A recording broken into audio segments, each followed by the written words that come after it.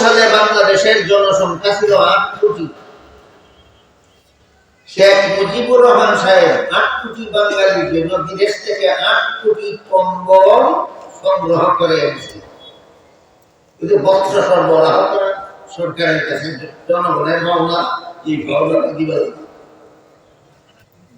তিনি মাঝে মধ্যে বক্তৃতায় বলতেন যে 8 কোটি বাঙালির জন্য আমি 8 কোটি কম্বল বিদেশ থেকে ভিক্ষা করে আনলাম।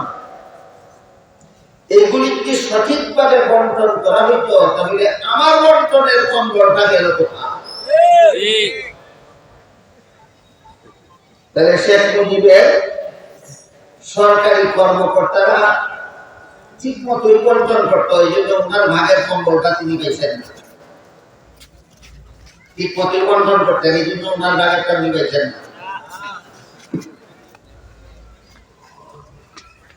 এইভাবে খলিফা ওমর দেশের জনগণকে মাথা পিছে একটা করে সরকারি চাদর বিনামূল্যে বিতরণ করে।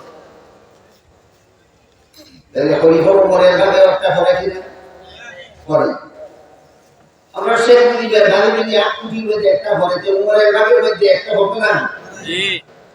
উমরের ভাগেও একটা ঈদের চাদর ভরে। তারপরে খলিফা ওমর শুক্রবারে জুমার নামাজের খুতবা পড়ার জন্য মিম্বরে দাঁড়ালেন। মিম্বরে দাঁড়ানোর সাথে সাথে একজন সাধারণ মুসল্লি বলে উঠল, খলিফা ওমর, আপনি আমাদেরকে মাথা পিছু একটি করে রিলিফের চাদর বিতরণ করেছেন, কিন্তু আপনার গায়ে দেখা যায় সরকারি চাদর 2টা।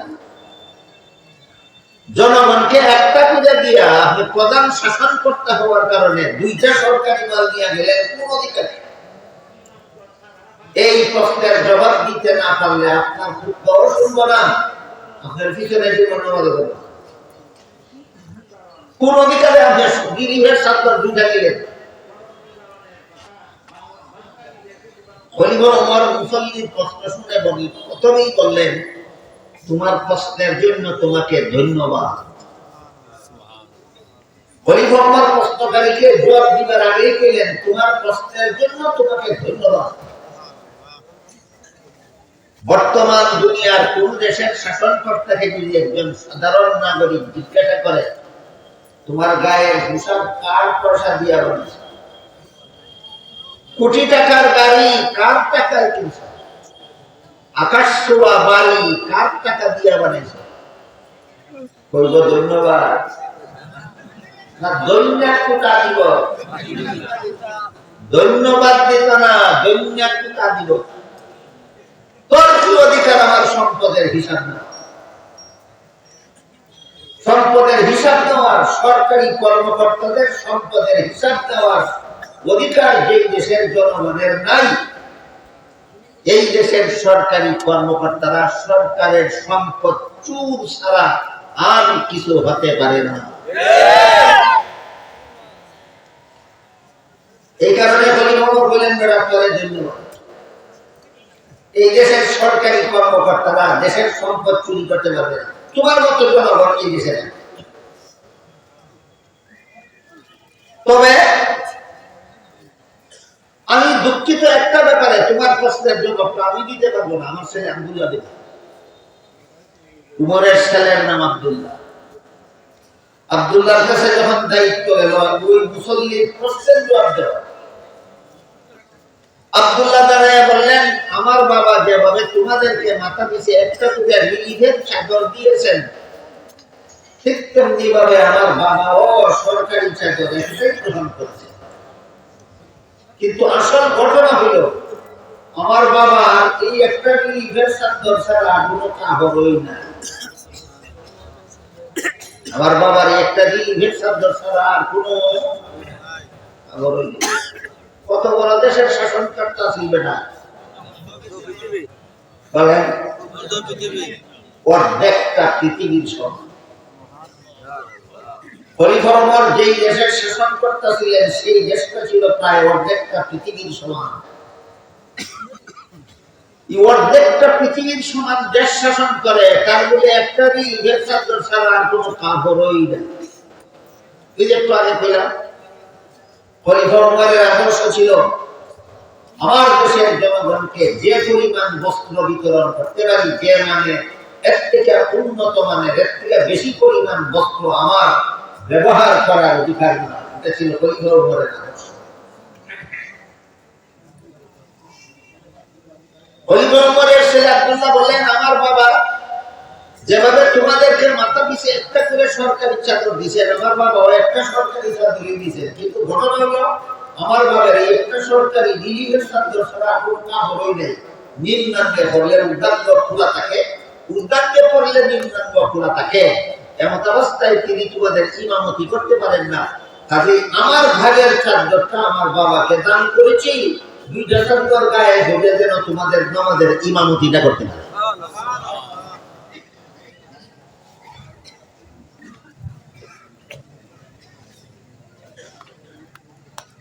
এইরকম শাসনকর্তাকে আদর্শ শাসনকর্তা, এরকম শাসনকর্তার নাম আদর্শ শাসন।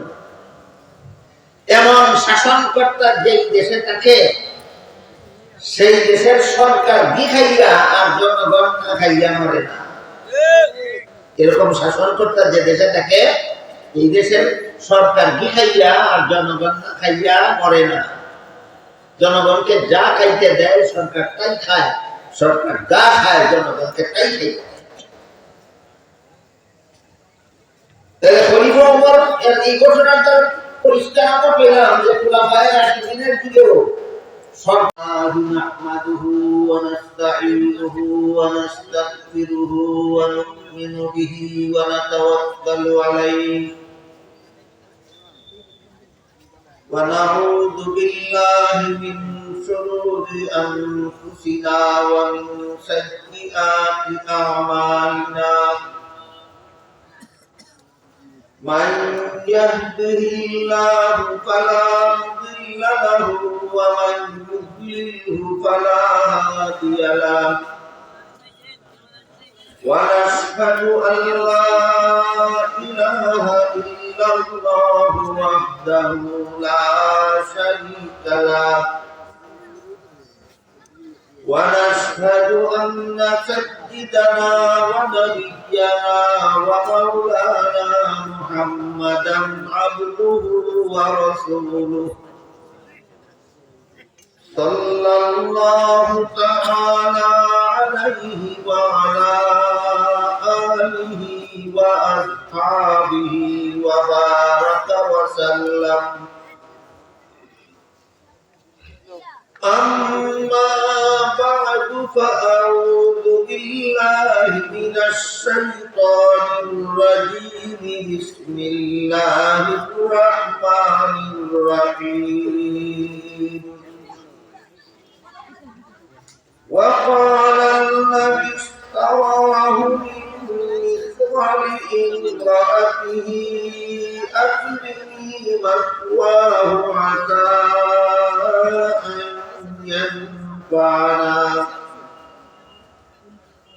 عسى أن ينفعنا أو نتخذه ولدا وكذلك مكنا ليوسف في الأرض ولنعلمه من تأويل الأحاديث والله غالب على أمره ولكن أكثر الناس لا يعلمون.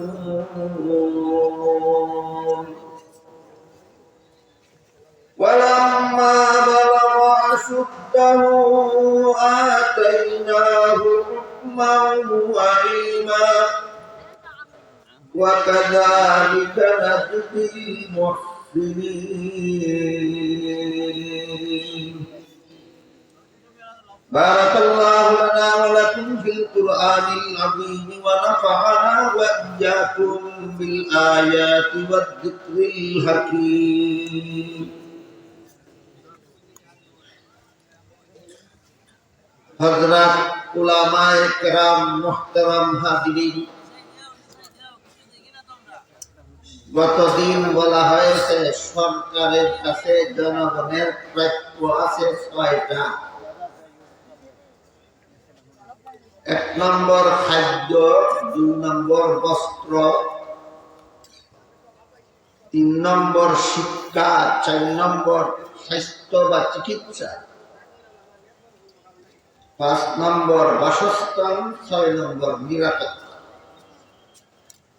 এই প্রত্যেকটারই বিস্তারিত ব্যাখ্যা আছে। ব্যাখ্যা ছাড়াই এক একটা ব্যাপারে মোটামুটি ধারণা পাওয়া যাবে। এর মধ্যে গতকাল খাদ্য সম্পর্কে সামান্য ব্যাখ্যা আপনাদের সামনে তুলে ধরা হয়। সব কথা ব্যাখ্যা বিশ্লেষণ সহ বিস্তারিত যাদের মনে থাকা সম্ভব নয়, অনেকেরই সম্ভব নয়, তারা শুধু মোটামুটি ভাবে এই ৬টা তালিকা মনে রাখতে পারে।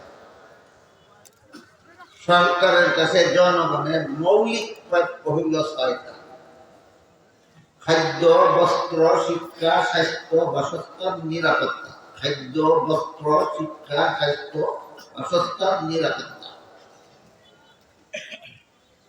এই ৬টাই হইল মানুষের মৌলিক অধিকার, মানবাধিকার।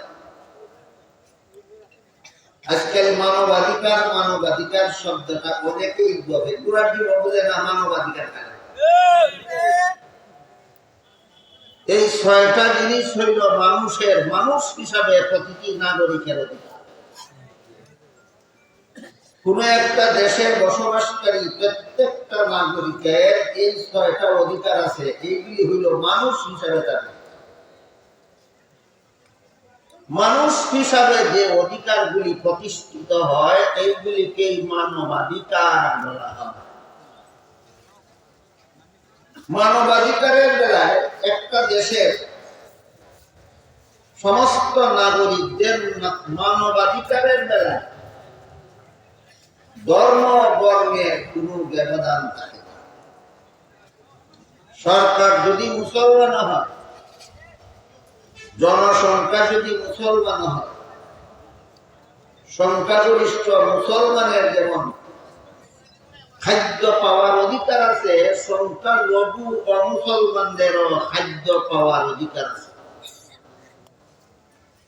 মুসলমান সরকার সংখ্যাগরিষ্ঠ মুসলমানদের জন্য যেমন খাদ্য পাওয়ার ব্যবস্থা করার দায়িত্ব আছে, সংখ্যালঘু অমুসলমানদেরও খাদ্য পাওয়ার ব্যবস্থা করার দায়িত্ব। এই ৬টা যেহেতু মুসলমান অধিকার নয়, মানবাধিকার। আমার কথা বুঝে থাকলে বলেন, সেটা মুসলমান অধিকার না মানবাধিকার। দেশের বাসিন্দা মুসলমান হোক আর মুসলমান, প্রত্যেকটা মানুষের এই ৬টা অধিকার আছে সরকারের কাছে পাওয়া। এইগুলি হল সত্যিকারের মানবাধিকার।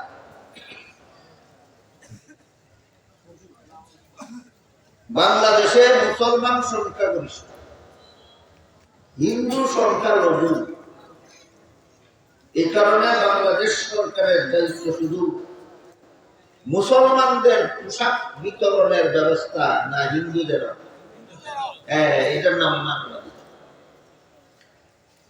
প্রতিটি মুসলমানের যেভাবে মানুষ হিসাবে খাদ্যের ব্যবস্থা পাওয়ার অধিকার আছে, প্রতিটি হিন্দুরও মানুষ হিসাবে খাদ্যের ব্যবস্থা পাওয়ার অধিকার আছে। প্রতিটি মুসলমানের যেভাবে মানুষ হিসাবে বস্ত্রের ব্যবস্থা পাওয়ার অধিকার আছে সরকারের কাছে, প্রতিটি হিন্দুরও বস্ত্রের ব্যবস্থা পাওয়ার অধিকার আছে সরকারের কাছে। প্রতিটি মুসলমানের যেমন শিক্ষার ব্যবস্থা পাওয়ার অধিকার আছে সরকারের কাছে, প্রতিটি হিন্দুরও শিক্ষার ব্যবস্থা পাওয়ার অধিকার আছে সরকারের। প্রতিটি মুসলমানের যেমন অসুস্থ হইলে চিকিৎসার ব্যবস্থা পাওয়ার অধিকার আছে সরকারের কাছে, প্রতিটি হিন্দু অসুস্থ হইলে সরকারের কাছে চিকিৎসার ব্যবস্থা পাওয়ার অধিকার আছে। কয়েকটা উদাহরণ দিলাম, বুঝে থাকলে বলুন। এই নাগরিকদের ৬টা মৌলিক অধিকার, এটা কি মুসলমান অধিকার না মানবাধিকার? এইগুলি কয় মানবাধিকার। মানুষ হিসাবে সরকারের কাছে সমস্ত জনগণের যেসব অধিকার আছে এইগুলির নাম হলো আসলে মানবাধিকার। কিন্তু আমাদের সমাজে যারা মানবাধিকারের বেরিওয়ালা, মানবাধিকারের ক্যানভাসার, মানবাধিকার মানবাধিকার জপতে জপতে মুখে ফেরা তুলে বুড়ার দিন বুঝেই না মানবাধিকার। এই কারণে আমাদের বুঝা দরকার মানব মানে মানুষ আর অধিকার মানে প্রাপ্য। ব্যাকরণের ছাত্রদের বুঝার সুবিধার জন্য বলি মানব যুগ অধিকার সমান মানবাধিকার। মানুষ হিসাবে যে পাওনাটা আছে জনগণের সরকারের কাছে এইটাই হলো মানবাধিকার। বুঝে থাকলে বলেন এই ৬টা মানবাধিকারের মধ্যে মুসলমানের কোন বৈশিষ্ট্য আছে না সমস্ত ধর্মাবলম্বীর সমান অধিকার?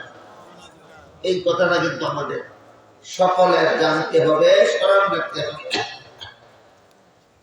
সরকারের কাছে এই ৬টা প্রাপ্য মানুষ হিসাবে সমস্ত ধর্মাবলম্বীদের অধিকার।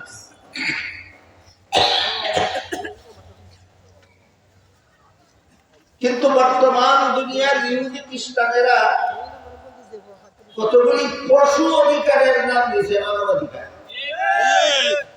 এগুলি মানুষের অধিকার না, এগুলি পশুর অধিকার।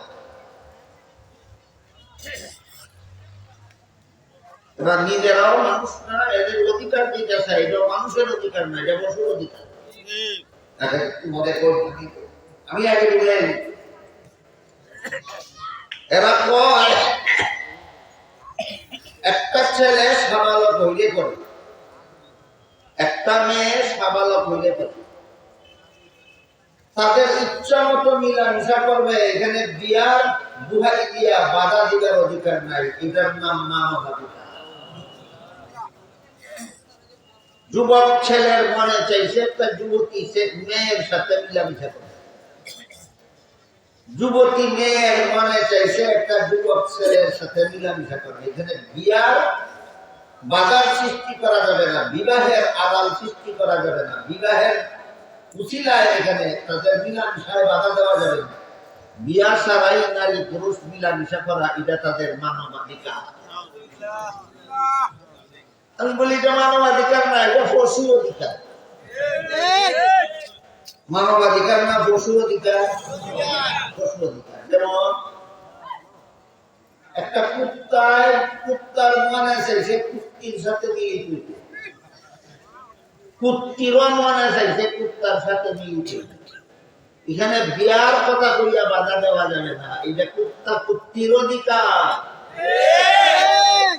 বলে মানুষের অধিকার না কুত্তা কুত্তির অধিকার? মানুষের অধিকার না, কুত্তা কুত্তির অধিকার। একটা কুত্তা যদি আর একটা কুত্তির সাথে মিলতে চায়, মিলামিশা করতে চায়, একটা কুত্তি যদি আর একটা কুত্তার সাথে মিলামিশা করতে চায়, এখানে বিবাহের নামে বাধার সৃষ্টি করা যাবে না। এটা কুত্তার অধিকার, কুত্তির অধিকার, মানুষের অধিকার নয়। আমি কি আপনারা বুঝেছেন বললাম?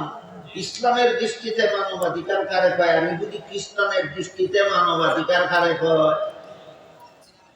ইহুদি খ্রিস্টানেরা পশু অধিকারে মানবাধিকার পায়, আর ইসলাম ধর্ম বর্ণ নির্বিশেষে সমস্ত মানুষের যে অধিকার আছে সরকারের কাছে এইগুলিকে ইসলামে মানবাধিকার করা।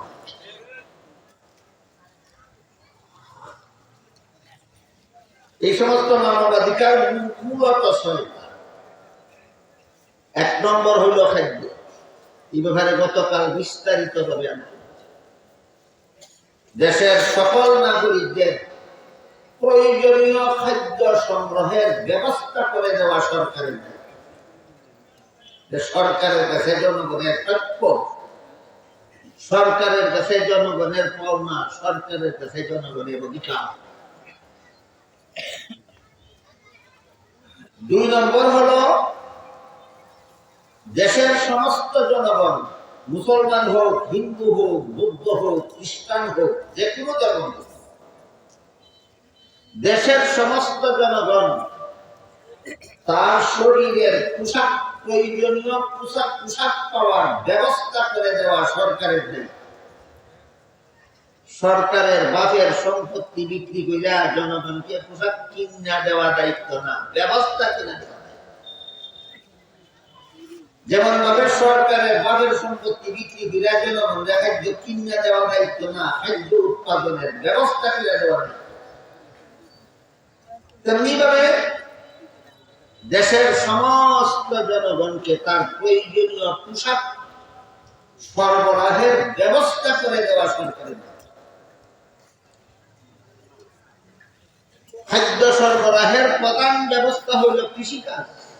খাদ্য সরবরাহের প্রধান ব্যবস্থা কৃষিকাজ। কৃষিকাজের বাইরে খাদ্য সরবরাহের ডাইরেক্ট কোন ব্যবস্থা, ইনডাইরেক্ট ব্যবস্থা। আমাদের খেত নাই, একটা বাজারে দোকান আছে, স্টেশনারি দোকান, মুদিমালের দোকান। আমাদের বাজারের দোকানের মুনাফার দ্বারা মাসে মাসে কয়েক মন চাল কিনেন, নুন মরিচ কিনেন, খানা পাক করেন, পরিবারের সবাইকে নিয়ে খানা খান।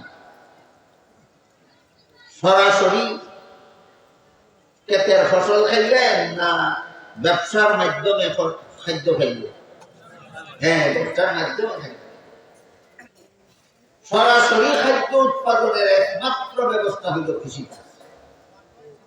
এই জন্য যে সমস্ত কৃষক কৃষিকাজ করতে পারে এবং তাদের ক্ষেত আছে, জমি আছে, চাষ করেন, এই সমস্ত কৃষকদের চাষাবাদের ব্যবস্থা করে দেওয়া সরকারের দায়িত্ব।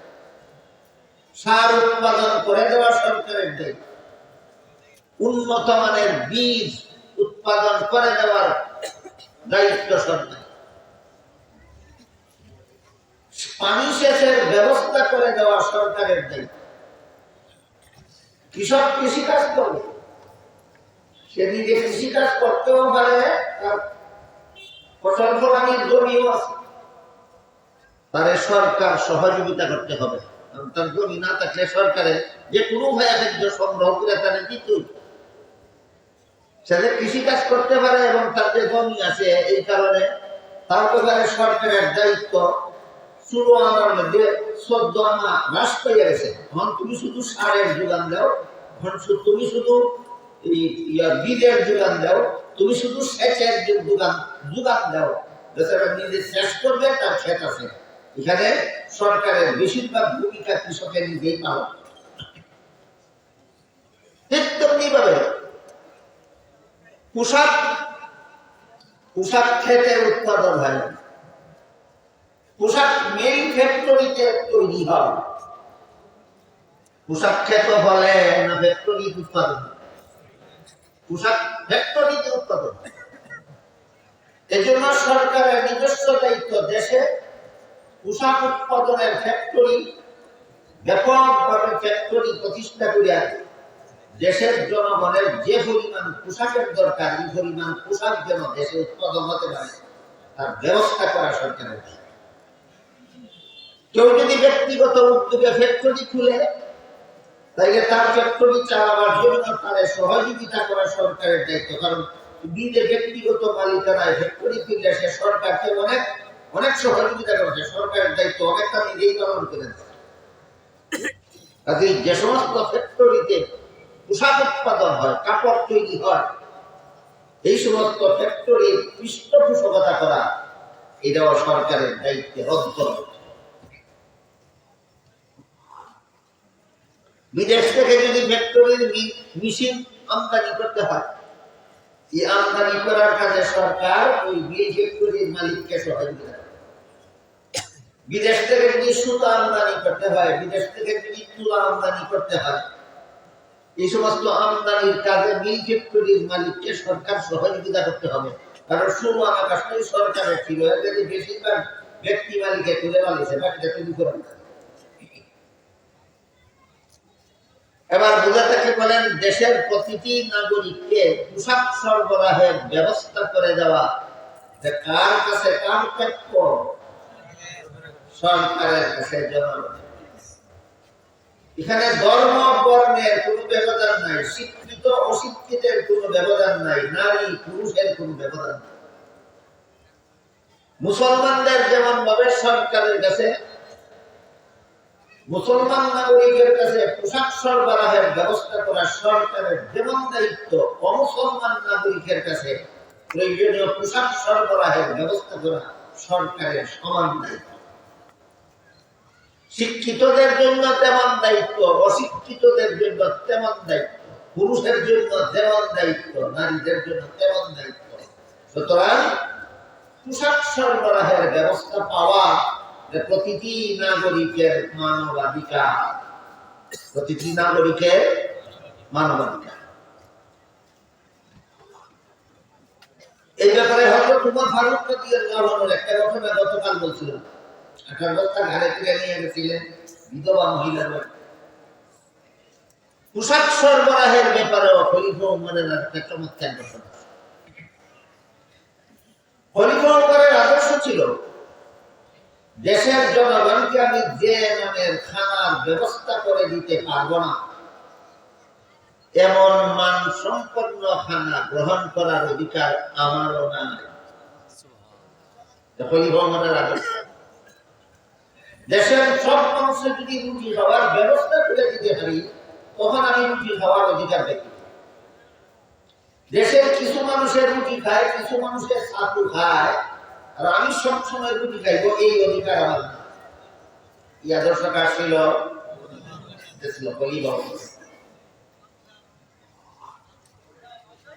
দেশের সমস্ত মানুষকে যে আমাদের পোশাক সরবরাহের ব্যবস্থা আমি করে দিতে পারি, এর চেয়ে উন্নত মানের পোশাক আমি নিজে করার অধিকার না। খলিফা উমরের আদর্শ ছিল।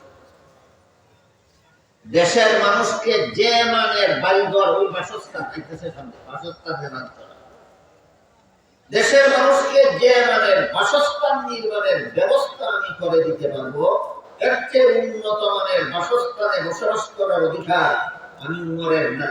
এটা ছিল খলিফা উমরের আদর্শ। খলিফা উমরের আদর্শটা কি আমি আপনাদের বোঝাতে পারলাম? এই আদর্শের ভিত্তিতে খলিফা উমরের জীবনের একটা ঘটনা চমৎকার। একবার খলিফা উমর দেশের জনগণকে মাথা পিছু একটি করে সরকারি চাদর বিনামূল্যে বিতরণ করলেন। রিলিজিয়াস চাদর।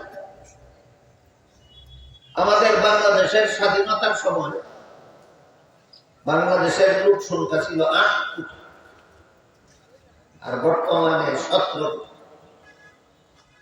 71 সালে বাংলাদেশের জনসংখ্যা ছিল 8 কোটি।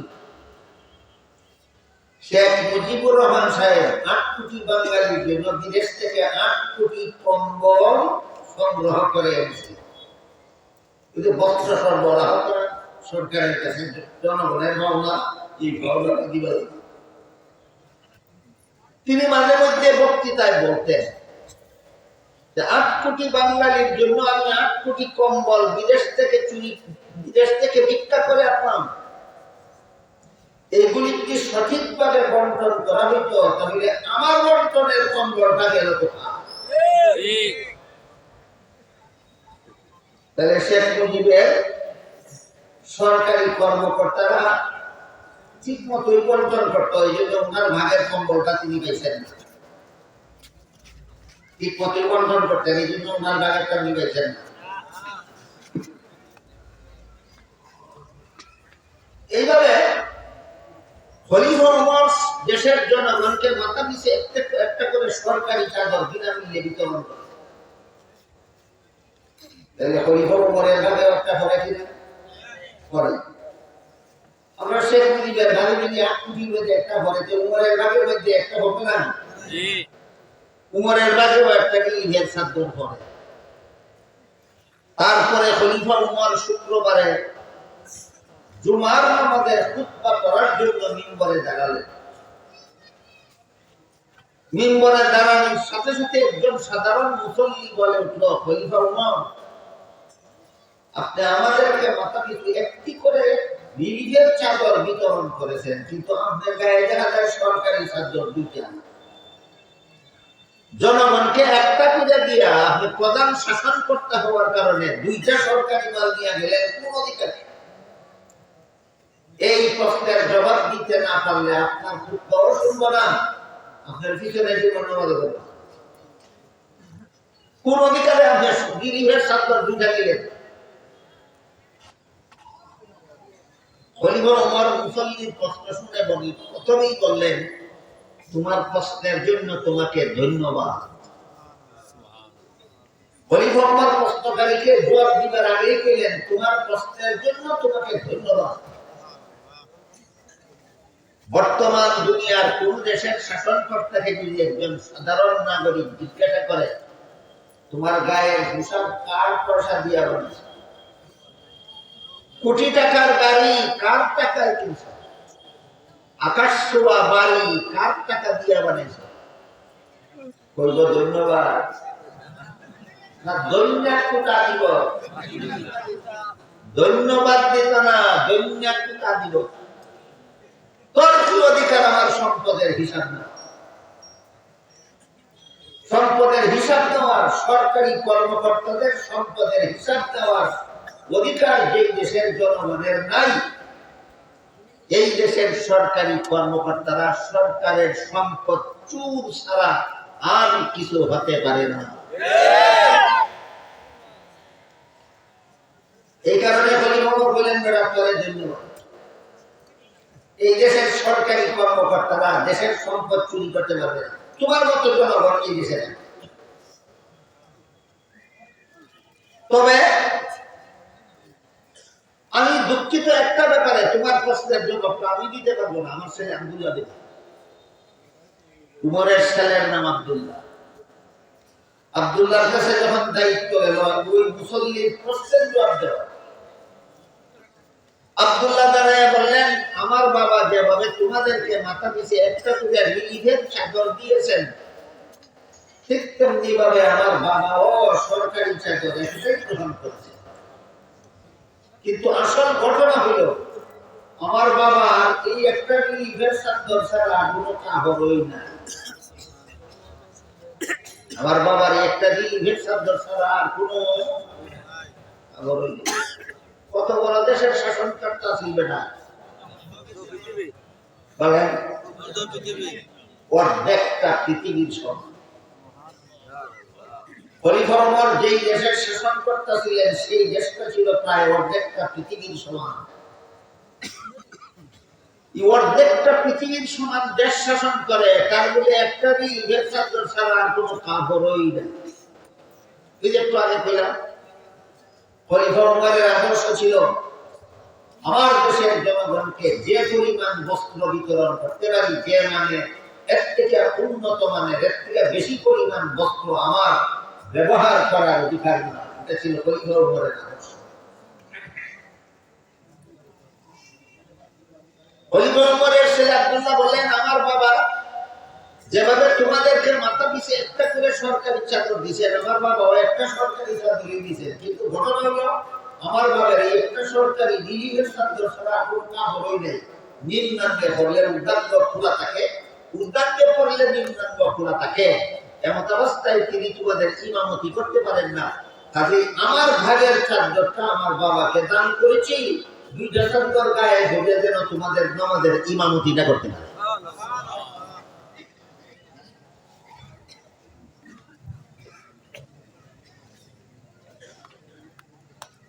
এইরকম শাসনকর্তাকে আদর্শ শাসন করতে হবে। এরকম শাসনকর্তার নাম আদর্শ শাসন। এমন শাসনকর্তা যেই দেশে থাকে, সেই দেশের সরকার খাইয়া আর জনগণ না খাইয়া মরে না। এরকম শাসনকর্তা যে দেশে থাকে, এই দেশের সরকার খাইয়া আর জনগণ না খাইয়া মরে না। জনগণকে যা খাইতে দেয় সরকার তাই খায়, সরকার যা খায় জনগণকে তাই খাইতে। তাহলে খলিফা ওমর এই ঘটনাটা পরিষ্কার আমরা পেলাম যে খুলাফায়ে রাশিদিনের যুগেও সরকারের কাছে যে জনগণের 2 নম্বর প্রাপ্য আছে পোশাক, এই পোশাক খোলাফায়ে রাশিদিন তাদের দেশের জনগণের মধ্যে বিতরণের ব্যবস্থা করে।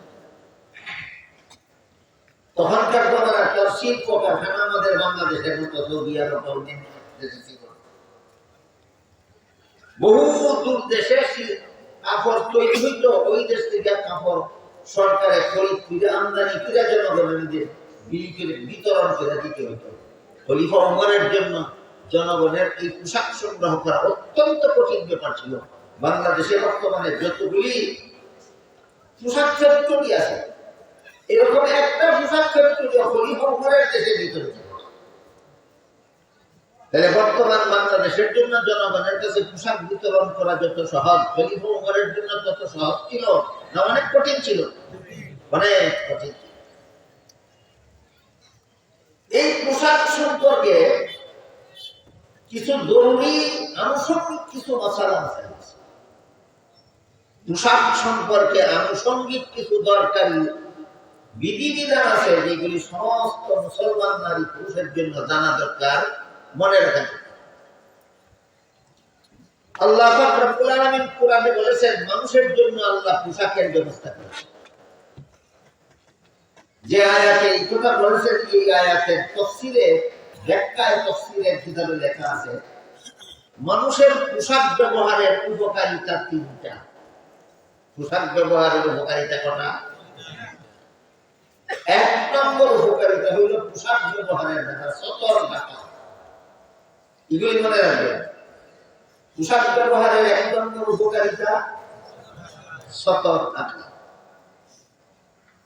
আশা করি আপনাদের যারা নিয়মিত তাফসীর শুনেন, ওয়াজ মাহফিল শুনেন, আপনাদের অজানা থাকার কথা নয় যে পুরুষের সতরের একটা নির্ধারিত সীমানা আছে, মহিলাদের সতরের আরেকটা নির্ধারিত সীমানা।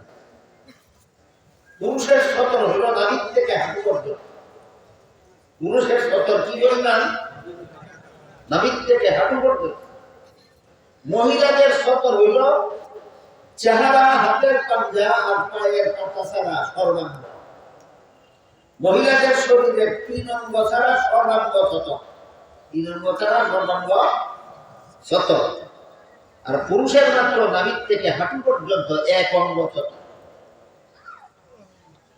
এই সতর পুরুষের যে পরিমাণ অঙ্গ সতর, এই পরিমাণ অন্য লোকের সামনে ঢেকে রাখা ফরজ। ঢেকে রাখা ফরজ। মহিলাদের শরীরের যে পরিমাণ অংশ সতর, এই পরিমাণ অন্য লোকের সামনে ঢেকে রাখা ফরজ। অন্য মহিলাদের সামনে মহিলাদের 3 অঙ্গ ছাড়া বাকি শরীরের অঙ্গ ঢেকে রাখা ফরজ। কিন্তু এক মহিলার সামনে আরেক মহিলার চেহারা ঢেকে রাখা ফরজ। এক মহিলার সামনে আরেক মহিলার হাতের পাঞ্জা ঢেকে রাখা ফরজ। এক মহিলার সামনে আরেক মহিলার পায়ের পাতা ঢেকে রাখা ফরজ।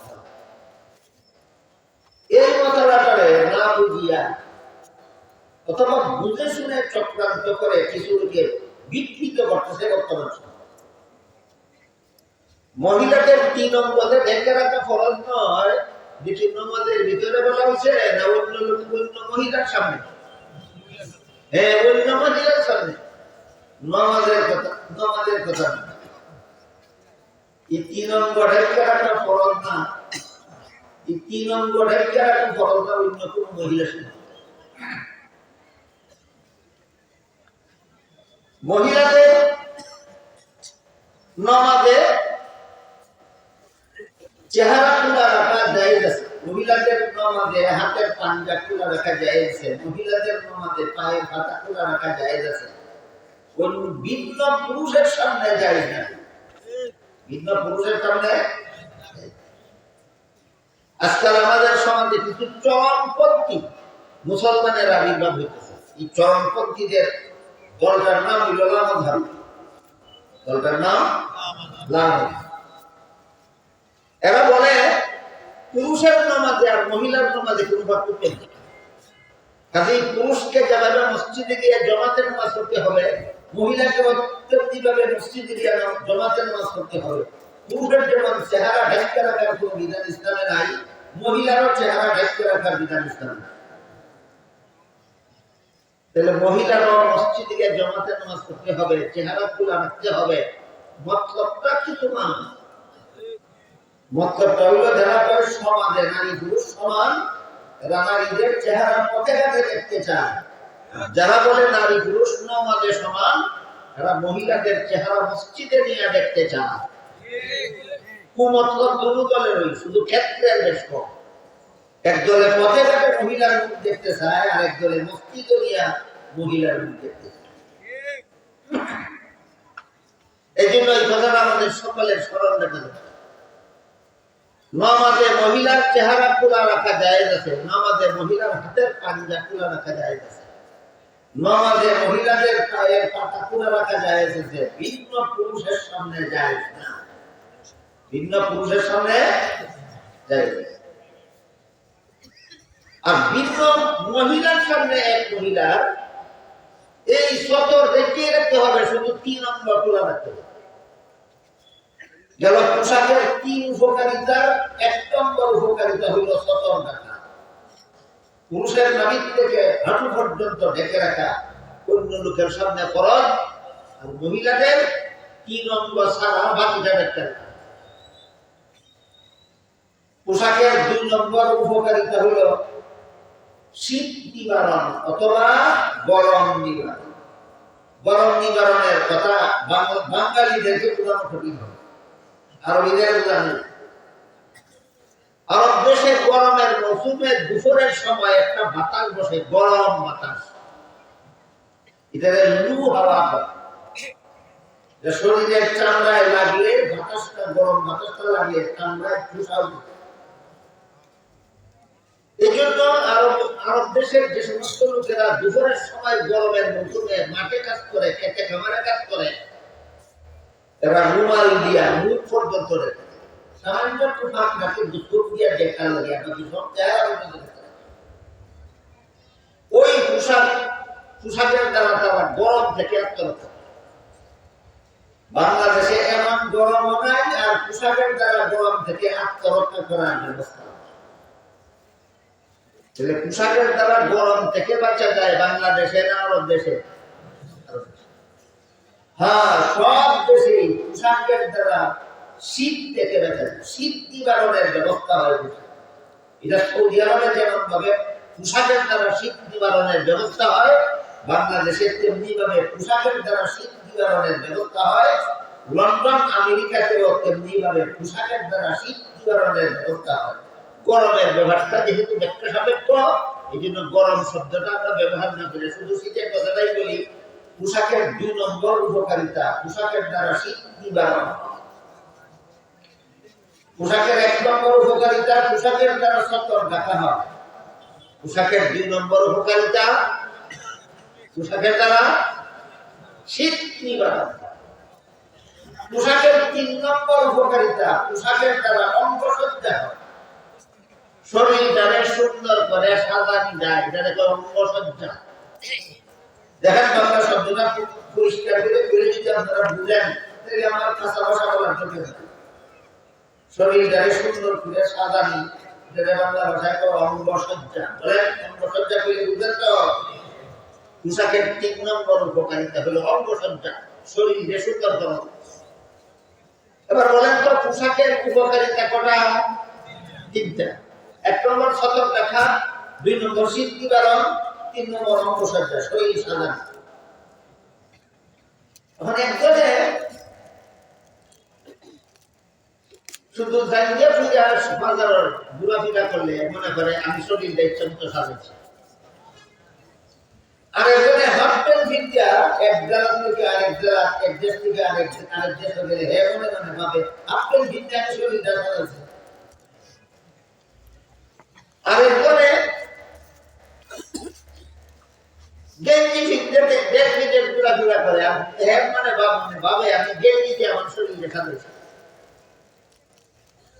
শরীর সাজানি অঙ্গসজ্জা তো একজনের বুঝি এক রকম, ইসলামের দৃষ্টিতে অঙ্গসজ্জা কোন রকম, এটা একটা প্রশ্ন।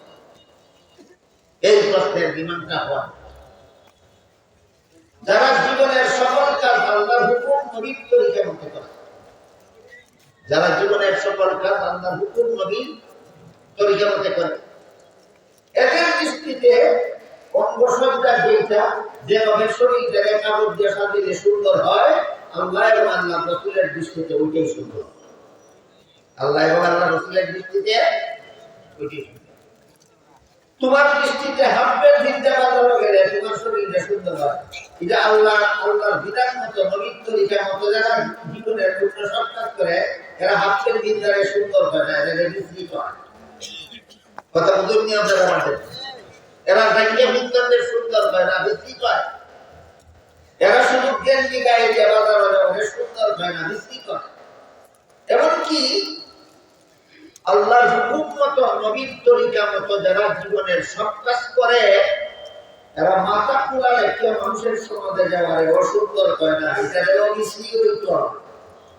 সুতরাং যে অঙ্গের দ্বারা সতর দেখার পরেও শরীরের অন্যান্য অঙ্গ থাকবে, যে পোশাকের দ্বারা সতর দেখার পরেও আঁটুর নিচ পর্যন্ত আরো কিছু অংশ থাকবে, যে পোশাকের দ্বারা শরীর ঢাকিয়া হাতের কবজি পর্যন্ত ঢাকবে, যে পোশাকের দ্বারা মাথাও ঢাকবে, এই পোশাকগুলো অঙ্গ সজ্জার পোশাক।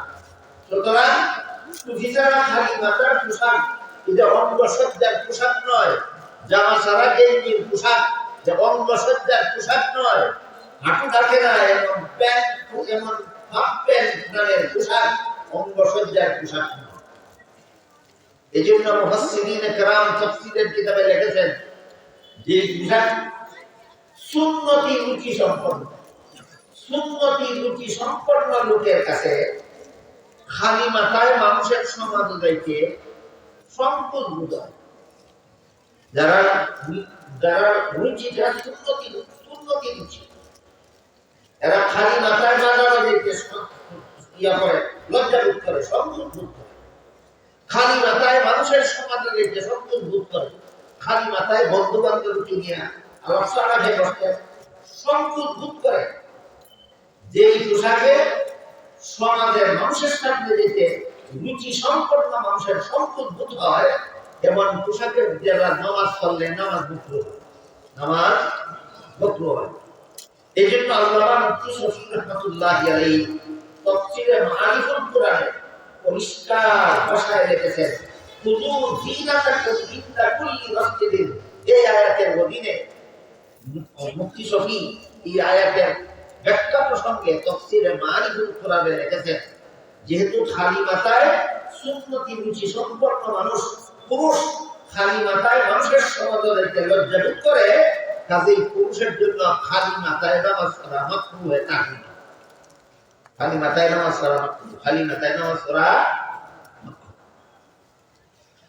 আর যে পোশাকের দ্বারা শরীর ঢাকে, কিন্তু দুইটা কুরুচিপূর্ণ বিশেষণ আছে।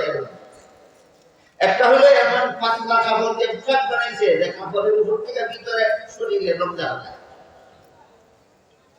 এমন পাতলা কাপড় দিয়ে যদি পোশাক বানায় যে কাপড়ের উপর থেকে ভিতরে শরীরে রং দেখা যায়, এমন কাপড় দিয়ে যদি সতর রাখে, এমন কাপড় দিয়ে যদি সতর রাখে, অথবা যে পোশাক পাতলা কাপড় দিয়ে বানাইছে না, বানাইছে মোটা কাপড় দিয়ে, কিন্তু শরীরের সাথে এমন ভাবে টাইট ফিটিং হওয়ার কারণে শরীরের গঠন প্রণালী টের হওয়া যায়। এই দুই ধরনের পোশাক দিয়ে যদি সতর ঢাকে, হাদিস শরীফে আল্লাহর রাসূল বলেছেন, কাসিয়াতুন আরিয়াত, এরা কাপড় বিন্দা বলেন না, কাপড় বিন্দা। বিশেষ করে একজন মহিলা সম্পর্কে হাদিস শরীফে আল্লাহর রাসূল বলেছেন, রাসূল বলেন, দুই দল জাহান্নামী আছে দুনিয়াতে, এখনো আমার আমলে আসে নাই। আখিরি জমানায় দুনিয়াতে দুই দল জাহান্নামী আবির্ভাব, দুই দল মানুষ জাহান্নামী। রাসূল বলেন, আমার যুগে আসে নাই দুনিয়াতে, আখিরি জমানায় আসবে। দুই দলের মধ্যে এক দল হলো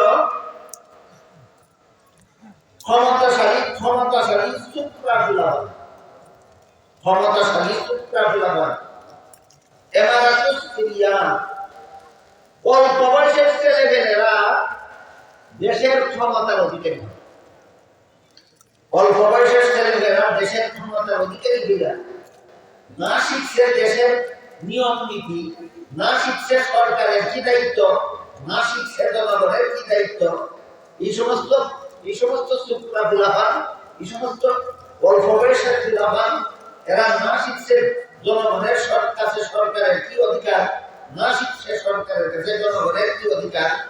দলের খেলায় ক্ষমতার বলে গদি ভেঙে গেছে, ক্ষমতা হাত হয়ে গেছে, ভিজা যা মনে চায়, যার সাথে যেভাবে মনে চায় সেইভাবে তুমি ব্যবহার করে। আল্লাহ রাসূল বলেন এই সমস্ত সুপ্রা আখিরি জমানায় দুনিয়াতে আসবে, এরা জাহান্নামী, এরা আমি দেখছি না, তোমরা দেখতে না। রাসূলের বলছেন রাসূলের যুগে এরা আবির্ভাব হয়েছিল না, আখির জমানায় আবির্ভাব হবে। আপনারা কি মনে করেন আপনাদের জমানায় এই ধরনের মাথা ভাতলা এটা ভাতলা অল্প বয়সের নেতা হেতা আবির্ভাব হয়েছিল না? আল্লাহ এই হলো একদল জাহান্নামী, আর একদল জাহান্নামী হবে। আল্লাহ রাসূল বলেন একদল মহিলা, প্রথম দল জাহান্নামী হলো একদল সুকরা ফুলাবা, আর দ্বিতীয় দল জাহান্নামী হবে রাসূল বলেন একদল মহিলা। এই মহিলা কেন জাহান্নামী হবে বর্ণনা করে রাসূল বলেন কাসিয়াতুন আলিয়া, এরা এমন পোশাক কিনবে যে পোশাক কিনতে আল্লাহ তাআলা শোনা, যে পোশাক পরা আল্লাহ তাআলা শোনা। এই হাদিসের ব্যাখ্যায় মুহাদ্দিসিনে কেরাম বিভিন্ন ব্যাখ্যা লিখেছেন, এর মধ্যে দুইটা ব্যাখ্যা আপনাদের রয়েছে। কাপড় পরায় আর লেনটা দেখার সমান একদল মহিলার যে আল্লাহ রাসূল বলছেন আখিরি জমানায় আবির্ভাব হবে, এরা জান্নাতে যাবে, দূরের কথা জান্নাতের সুগন্ধও পাবে না। এই পোশাকটা কেমন পোশাক? একরকম হইল যেমন পাতলা কাপড়, পাতলা শাড়ি পিন্দা মহিলা বাজারে ঘোরাফেরা করেছে, শাড়ি পরানো থাকলেও শাড়ির উপর থেকে ভিতরে শরীরের ঠান্ডা গন্ধ হবে। এইরকম পাতলা পোশাক পরে যে সমস্ত মহিলারা সমাজের মানুষের সামনে যায়, আল্লাহ রাসূল বলেন এদের কাপড় পরা আর লেহেঙ্গা থাকে সমান, এরা জান্নাতে যাবে, দূরের কথা জান্নাতের সুগন্ধ হবে। যে কাপড় পরলেও লেহেঙ্গা থাকার মতো এই কাপড়ের আরেক ব্যাখ্যা হইল যে কাপড়টা চিকন না, পাতলা না, কাপড়টা মোটা হইল, কিন্তু শরীরের মাঝে মাঝে ফিট। পাও যত বড় এই প্যান্ট তত বড়, রান যত বড় প্যান্ট তত বড়, বিলম্ব যত বড় প্যান্ট তত বড়। যে প্যান্ট এমন টাইট ফিট প্যান্ট কিনছে, এটার প্যান্টের ভিতরে কোন অঙ্গ কি পরিমাণ মুসা, কি পরিমাণ নেশা বুঝতে অসুবিধা নেই। আল্লাহ রাসূল বলেন এই মহিলাও কাপড় কিনলেন, এটা লেখা না কাপড় কিনছে, এই সমস্ত মহিলা আখিরাত জমানায় আবির্ভাব হবে দুনিয়াতে। রাসূল বলেন এরা জান্নাতে যাবে, না দূরের কথা জান্নাতের সুগন্ধ। আমার ছাত্র বানায় দেখছি আমাদের সমাজে একদল পুরুষের মধ্যে এরকম নোংরা পোশাক পরার একটা কথা আছে, এমন টাইট প্যান্ট কিন্তু একদল সুপ্রা মানে প্যান্ট পরলে পরেও যে জিনিসটা ডাক্তার লাগি প্যান্ট কিনছে, এই জিনিসটা প্যান্ট খেলাইয়া হইয়া উঠে। রাসূলের কথা মতো এওয়ার ল্যাংটা মার্কা প্যান্ট, কি মার্কা প্যান্ট? ল্যাংটা মার্কা প্যান্ট। আমি একটা ব্রহ্মচারিয়ায় হুজুরের কথা ছিলাম, উনি বলেন যে তুমি যে প্যান্ট কিনছো, এই প্যান্টে খেলাইয়া তুমি যেটা ডাক্তার লাগি কিনছো, এটা যদি প্যান্টে খেলাইয়া ফিরে থাকে, এই প্যান্ট কিনতে বেটা বেহায়া তোর মার সামনে কুল্লাতে যাচ্ছে, এই প্যান্টটা ভিতরে তোর বইয়ের সামনে কুল্লাতে যাস, এই প্যান্টটা ভিতরে তোর খালা মার সামনে কুল্লাতে যাস, এই প্যান্টটা ভিতরে তোর ফুফুর সামনে কুল্লাতে যাস, এই প্যান্টটা ভিতরে তোর বাচ্চির সামনে কুল্লাতে যাস, এই ফ্যান ভিতরে তোর বাচ্চির সামনে কুল্লাতে যাস। তাহলে বুঝে থাকতে বলেন যে যে কাপড়ের ডানা সতর ঢাকা হয়, এই কাপড় যদি টাইট ফিট হয়, তাহলে পোশাক পরার প্রথম উদ্দেশ্য সফল হয় না ব্যর্থ হয়? ব্যর্থ হয়। এই জন্য এই কথাটা আমাদের সমাজের সমস্ত নারী পুরুষের জেনে রাখা দরকার যে পোশাক পরলে আমার সতর হয়তো দেখা যায়, আর নয় সতরের আকার আকৃতি দেখা যায়, সতরের গঠন প্রণালী টের পাওয়া যায়। এই দুই ধরনের পোশাক পরা হারাম, এই দুই ধরনের পোশাক পরা হারাম। আল্লাহ রাসূল বলেছেন এই ধরনের পোশাক পরে যারা মানুষের কাছে যাবে, এরা জান্নাতে যাবে, দুই কথা জান্নাতে সুগন্ধ পাবে। গেল পোশাকের তিন উপকারিতা। এক নম্বর সতর্ক রাখা, 2 নম্বর শীত নিবারণ, 3 নম্বর অঙ্গসজ্জা। মনে থাকবে পোশাকের 3 উপকারিতা। 1 নম্বর সতর্ক রাখা, যে পোশাকের দ্বারা সতর্ক থাকে না এই পোশাক চিন্তা আর ল্যাংটা থাকা সমান গুনাহ। যে পোশাকের সতর্ক থাকে না এই পোশাক পরা আর ল্যাংটা থাকা সমান গুনাহ, সমান গুনাহ। বুঝতে পারছেন? আর পোশাকের 2 নম্বর উপকারিতা হইল বাংলাদেশের জন্য শীত নিবারণ, আরব দেশের জন্য শীত গরম উভয়টা নিবারণ। পোশাকের 3 নম্বর উপকারিতা হলো অঙ্গসজ্জা। অঙ্গসজ্জা যার যার রুচি মতো, সুন্নতি রুচি সম্পন্ন মানুষের দৃষ্টি মতো, সুন্নত যার জীবনের সকল কাজ আল্লাহর বিধান মতে হয়, যার জীবনের সকল কাজ নবীর তরিকা মতে হয়, তার দৃষ্টিতে যেই পোশাক সুন্দর আল্লাহ এবং আল্লাহর রাসূলের দৃষ্টিতেও সেই পোশাক সুন্দর। আল্লাহ আপনাদের আমাদের সবাইকে এই পোশাকের উপকারিতাগুলি মনে রাখা, উপকারিতাগুলি যথাযথভাবে লাভ করার তৌফিক দান করুন ইনশাআল্লাহ। আগামীকাল, আজকে পোশাক সম্পর্কে যে সামান্য আলোচনা হলো, আগামীকাল শিক্ষা সরকারের কাছে জনগণের